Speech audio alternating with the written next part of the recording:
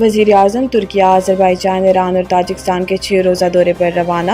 وزیر اعظم شہباز شریف ترکیہ اور آذربائیجان، ایران اور تاجکستان کے 6 روزہ دورے پر روانہ ہو گئے ہیں۔ خصوصی طیارے میں لاہور سے روانہ ہو کر وزیر اعظم شہباز شریف استنبول پہنچے۔ نائب وزیر اعظم و وزیر خارجہ اسحاق ڈار، وزیر اطلاعات عطا تارڑ اور معاون خصوصی طارق فاطمی بھی وزیر اعظم کے ہمراہ ہیں۔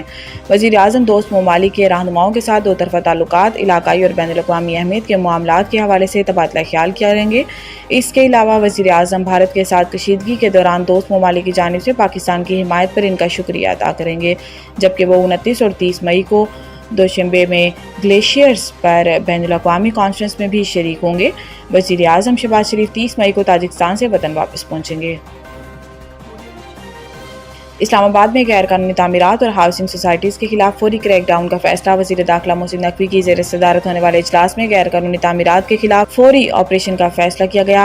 اجلاس میں بغیر منظور شدہ گھروں کے خلاف کارروائی کے علاوہ غیر منظور شدہ ہاؤسنگ سوسائٹیز کے خلاف بھی کریک ڈاؤن کا فیصلہ کیا گیا۔ اس موقع پر وزیر داخلہ محسن نقوی کا کہنا تھا کہ متعلقہ افسران اس سلسلے میں زیرو ٹالرنس پالیسی پر عمل درآمد یقینی بنائیں اور سیٹلائٹ میپنگ کر کے ہر قسم کی غیر قانونی تعمیرات کو روکا جائے۔ اسلام آباد میں شہریوں کو عالمی معیار کی خدمات کی فراہمی ترجیح ہونی چاہیے۔ وزیر داخلہ محسن نقوی نے متعلقہ SOPs اور اسسٹنٹ کمشنرز کو فعال انداز میں فرائض سر انجام دینے کی ہدایت دیتے ہوئے کہا کہ پولیس اور انتظامیہ کا تشخص بہتر کرنا ہے۔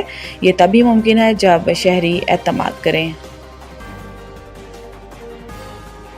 کرپشن کے الزامات، گنڈاپور نے اپوزیشن لیڈر KP اسمبلی کو 1 ارب روپے ہر جانے کا نوٹس بھجوا دیا۔ Opposition leader Khyber Pakhtunkhwa assembly عباد اللہ نے ایک بیان دیا تھا کہ وزیر اعلیٰ علی امین گنڈاپور کوہستان کرپشن سکینڈل کے مرکزی کردار ہیں۔ واضح رہے کہ رواں برس اپریل میں خبر سامنے آئی تھی کہ خیبر پختونخوا کے سرکاری بینک اکاؤنٹ سے 40 ارب روپے سے زائد کی خرد برد اور مالی بدعنوانی کا انکشاف ہوا ہے اور خرد برد کی رقم مسلسل بڑھ رہی ہے۔ سکینڈل کو پاکستان کی تاریخ کی سب سے بڑے مالیاتی سکینڈلز میں سے ایک قرار دیا گیا۔